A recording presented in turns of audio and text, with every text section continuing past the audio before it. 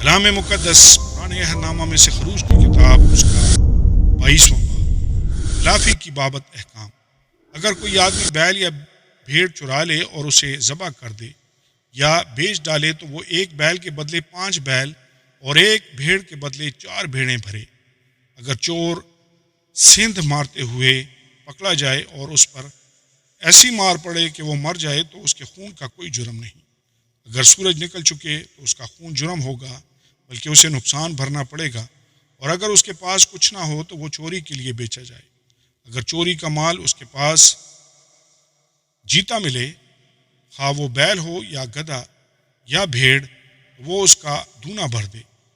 اگر کوئی آدمی کسی کھیت یا تاکستان کو کھلوا دے اور اپنے جانور کو چھوڑ دے کہ وہ دوسرے کے کھیت کو چر لے، تو اپنے کھیت یا تاکستان کی اچھی سے اچھی پیداوار میں سے اس کا معاوضہ دے۔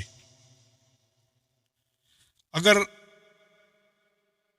آگ بھڑکے اور کانٹوں میں لگ جائے اور اناج کے ڈھیر یا کھڑی فصل یا کھیت کو جلا کر بھسم کر دے، تو جس نے آگ جلائی ہو وہ ضرور معاوضہ دے۔ اگر کوئی اپنے ہمسایہ کو نقد یا جنس رکھنے کو دے اور وہ اس شخص کے گھر سے چوری ہو جائے، تو اگر چور پکڑا جائے تو دونا اس کو بھرنا پڑے گا۔ اور اگر چور پکڑا نہ جائے تو اس گھر کا مالک خدا کے آگے لایا جائے، تاکہ معلوم ہو جائے کہ اس نے اپنے ہمسایہ کے مال کو ہاتھ نہیں لگایا۔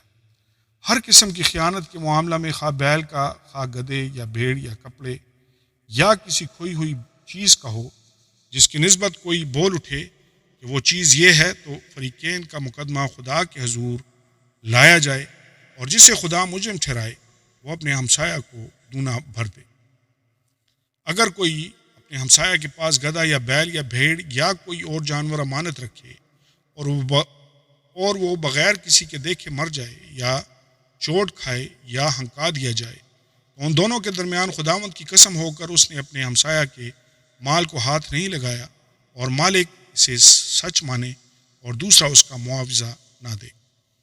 اور اگر وہ اس کے پاس سے چوری ہو جائے، وہ اس کے مالک کو معاوضہ دے، اور اگر اس کو کسی درندے نے پھاڑ ڈالا ہو تو وہ اس کو گواہی کے طور پر پیش کر دے اور پھاڑے ہوئے کا نقصان بھرے۔ اگر کوئی شخص اپنے ہمسایہ سے کوئی جانور رعایت دے اور وہ زخمی ہو جائے یا مر جائے اور مالک وہاں موجود نہ ہو تو وہ ضرور اس کا معاوضہ دے، اور اگر مالک ساتھ ہو تو اس کا نقصان نہ بھرے، اور اگر کرایہ کی ہوئی چیز ہو تو اس کا نقصان اس کے کرایہ میں آ گیا۔ اخلاقی اور مذہبی قوانین۔ اگر کوئی آدمی کسی کنواری کو جس کی نسبت نہ ہوئی ہو اسلا کر اس سے مباشرت کرے، وہ ضرور ہی اسے مہر دے کر اس سے بیاہ کرے۔ لیکن اگر اس کا باپ ہرگز راضی نہ ہو کہ اس لڑکی کو اسے دے، تو وہ کنواریوں کے مہر کے موافق اسے نقدی دے۔ تو جادوگرنی کو جینے نہ دینا۔ جو کوئی کسی جانور سے مباشرت کرے وہ قطعی جان سے مارا جائے۔ جو کوئی واحد خداوند کو چھوڑ کر کسی اور معبود کے آگے قربانی چڑھائے وہ بالکل نابود کر دیا جائے۔ اور تو مسافر کو نہ تو ستانا نہ اس پر ستم کرنا، اس لیے کہ تم بھی ملک مصر میں مسافر تھے۔ تم کسی بیوہ یا یتیم لڑکے کو دکھ نہ دینا۔ اگر تو ان کو کسی طرح سے دکھ دے اور وہ تجھ سے فریاد کریں تو میں ضرور ان کی فریاد سنوں گا، اور میرا قہر بھڑکے گا اور میں تم کو تلوار سے مار ڈالوں گا، اور تمہاری بیویاں بیوہ اور تمہارے بچے یتیم ہو جائیں گے۔ اگر تو میرے لوگوں میں سے کسی محتاج کو جو تیرے پاس رہتا ہے کچھ قرض دے تو اس سے قرض خواہ کی طرح سلوک نہ کرنا اور نہ اس سے سود لینا۔ اگر تو کسی وقت اپنے ہمسایہ کے کپڑے گرو رکھ بھی لے تو سورج کے ڈوبنے تک اس کو واپس کر دینا، کیونکہ فقط وہی اس کا ایک اوڑھنا ہے، اس کے جسم کا وہی لباس ہے، پھر وہ کیا اوڑھ کر سوئے گا؟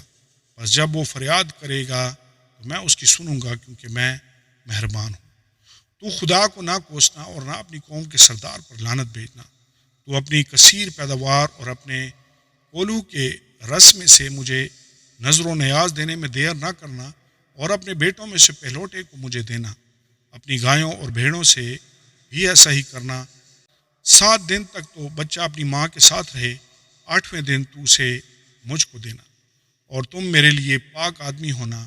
اسی سبب سے درندوں کے پھاڑے ہوئے جانور کا گوشت جو میدان میں پڑا ہوا ملے مت کھانا، تم اسے کتوں کے آگے پھینک دینا۔